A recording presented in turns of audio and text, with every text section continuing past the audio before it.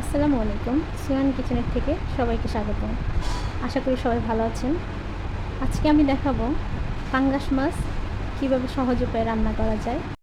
পাঙ্গাস মাছ অনেকেরই পছন্দ না, কিন্তু একটু বুদ্ধি খাটিয়ে রান্না করলে ছোট থেকে বড় সবাই অনেক মজা করে খাবে। তো এবার শুরু করা যাক আমার রান্নার প্রস্তুত প্রণালী। প্রথমে একটু আদা বাটা 1 চা চামচ, 1 চা চামচ রসুন বাটা, হলুদের গুঁড়া 1 চা চামচ, মরিচের গুঁড়া 1 চা চামচ, তো এরপর একটু জিরা গুঁড়া 1/2 চা চামচ, স্বাদ মতো লবণ।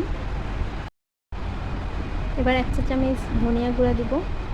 সবটা দেওয়ার পরে একটু সামান্য পানি দিয়ে পুরো মশলাটাকে পেস্ট করে নেব।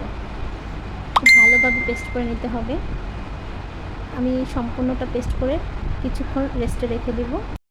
আগে থেকে মশলা এভাবে পেস্ট করে রাখলে মশলা পুড়ে যাওয়ার ভয় থাকে না এবং কালারও সুন্দর আসে, প্লাস খেতেও টেস্টটা ভালো হয়।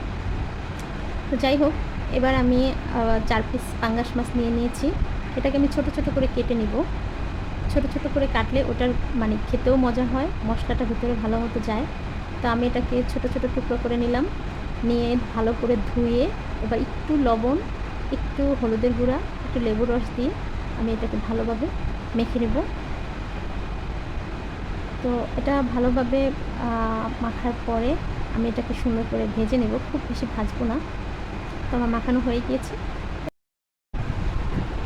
তো আমি এবার মাছগুলোকে ভেজে নিচ্ছি। তো তেলটা ভালো করে গরম হলে তারপর মাছটা ছেড়ে দিতে হবে। তো আমি সবগুলো দিয়ে দিচ্ছি। এই যে আপনারা দেখতে পাচ্ছেন একটা হালকা বাদামি কালার আসছে। তো জাস্ট খুব বেশি ভাজা যাবে না, জাস্ট নর্মালভাবে ভাজতে হবে। তো আমার ভাজা মোটামুটি কমপ্লিট হয়ে গিয়েছে। এখন এটাতে আমি ছোট ছোট করে কিউব করে রাখা আলু, যেটাকে আমি ভেজে নেব। তো ভাজা হয়ে গিয়েছে আলুটাও আমার। এবার আমি একটু পেঁয়াজ কুচি, তেলের ভিতরে পেঁয়াজ কুচিটা দিয়ে ভেজে নেব। তো এর মধ্যে আমি যেই আমার আগে থেকে রাখা যে মশলাটা, ওই মশলাটাকে আমি দিয়ে দেব।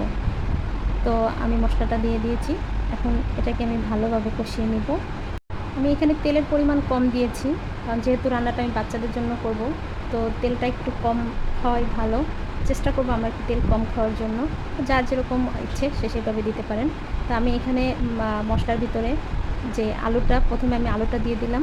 আলুটাকে একটু কষিয়ে নেব। নেওয়ার পরে এরপরে আমি বাকি যে মাছটা ভেজে রেখেছিলাম ওই মাছটা আমি দিয়ে দেব।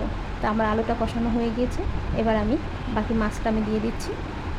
তো মাছটা দিয়ে আমি একটু হালকা নেড়ে চেড়ে তারপর এর মধ্যে পানি দিয়ে দেব পরিমাণ মতো। তো আমি এবার পানি দিয়ে দিচ্ছি। এখন আমি এটাকে নর্মাল হিটে রান্না করব। তো এবার রান্নাটা আমার প্রায় কমপ্লিট হয়ে গিয়েছে। তো আমি খুব বেশি ঝোল রাখিনি, মোটামুটি। তো আশা করি এভাবে যদি আপনারা রান্না করেন আপনাদের কাছেও খুব ভালো লাগবে। রান্নাটা খুব বেশি ঝামেলা না, তবে চেষ্টা করে দেখতে পারেন। আল্লাহ হাফেজ।